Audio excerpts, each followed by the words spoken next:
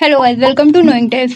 आज हम बात करेंगे कैंडल राजा के बारे में, जिसने अपने ही परिवार के लोगों को बेरहमी से मारकर उनकी डेड बॉडीज के साथ हफ्तों तक रहा। और जब सबके सामने इस केस की सच्चाई आई तो सब हैरान रह गए कि क्या कोई अपने माँ बाप से भी इतनी ज्यादा नफरत कर सकता है। तो आखिर क्या रीजन था इतने ब्रूटल मर्डर केस का।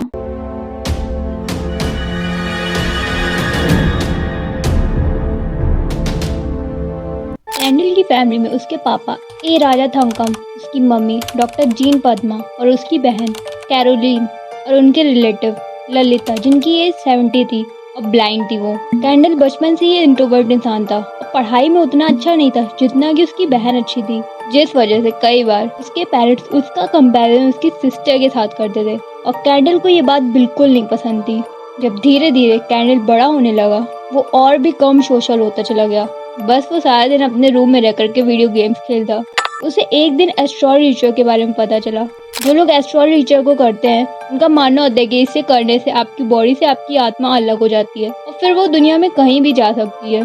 ये रिचुअल कैंडल को इतना ज्यादा इंटरेस्टिंग और अमेजिंग लगा कि वो ये डेली करने लगा और उसका ऑब्सेशन एस्ट्रॉल रिचुअल को लेकर भी बढ़ने लगा। वो घंटों तक अपने आप को रूम में लॉक कर एस्ट्रॉल परफॉर्म करता जब तक कि वो सेटिस्फाई नहीं हो जाता। कैंडल के पेरेंट्स उसका ये बिहेवियर देखकर बहुत परेशान होने लगे।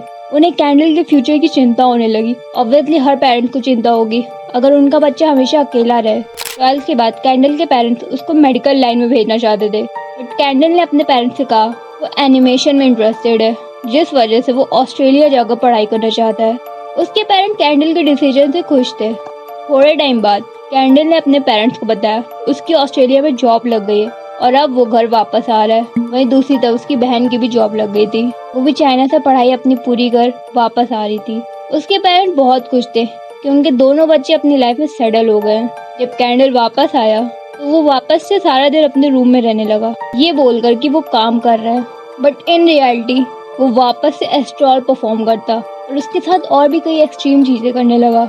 ये चीजें कैंडल पर इतनी ज्यादा हावी हो गई कि उसने अपनी पूरी फैमिली को खत्म करने का सोचा। 5 अप्रैल 2017 को उसके फादर और सिस्टर किसी काम से बाहर गए हुए थे। 19 साल के कैंडल राजा ने अपनी मदर से कहा कि मैंने एक वीडियो गेम बनाया है, आप प्लीज आकर देखिए। जिसके बाद जब वो उसके रूम में गई अपने बेटे का काम देखने, तभी कैंडल ने अपनी माँ को कुल्हाड़ी से उनके सर पर मारा और तब तक मारता रहा जब तक कि वो मर नहीं गई। फिर उसके बाद उसने अपना पूरा रूम साफ किया और जो उसकी मदर की डेड बॉडी थी वो वॉशरूम में रख दी। जब उसके पापा और बहन वापस आए उसने अपने पापा को भी वही सेम स्टोरी सुनाई जो उसने अपनी मदर को सुनाई थी और उसी सेम तरीके से उसने अपने फादर को भी मार डाला। फिर वो अपनी बहन के पास गया और उसे एक धारदार चीज से मार दिया जिससे कि उसकी मौत हो जाती है। और जब उसकी मेड काम पर वापस आई उसने कैंडल से पूछा कि बाकी लोग कहाँ हैं। तो उसने उससे कहा कि वो लोग रिलेटिव के घर गए हैं। फिर उसने अपनी नानी जो कि 70 साल की एक ब्लाइंड वुमेन थी उनको भी बेरहमी से मार दिया। उन डेड बॉडीज को ठिकाने लगाने के लिए कैंडल अपने घर में आग लगा दी और वहाँ से भाग गया। जब वहाँ पे पुलिस आई और उन्होंने फायर को कंट्रोल किया तब उनको घर में 5 डेड बॉडी मिलती हैं और पड़ोसियों से पता चला इस घर में 5 लोग रहते हैं। बट आगे जाकर उन्हें एक शॉकिंग बात पता चलती है।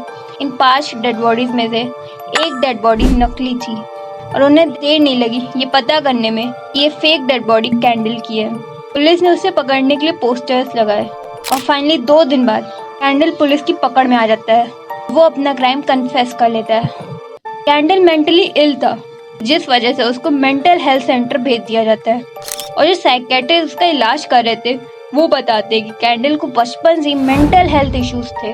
Well, what's your opinion on this case? Please let me know in the comment section. और अगर आपको वीडियो पसंद आए तो मेरे वीडियो को लाइक कीजिए और ऐसी ही वीडियोस के लिए हमारे चैनल को सब्सक्राइब कीजिए। Thanks for watching.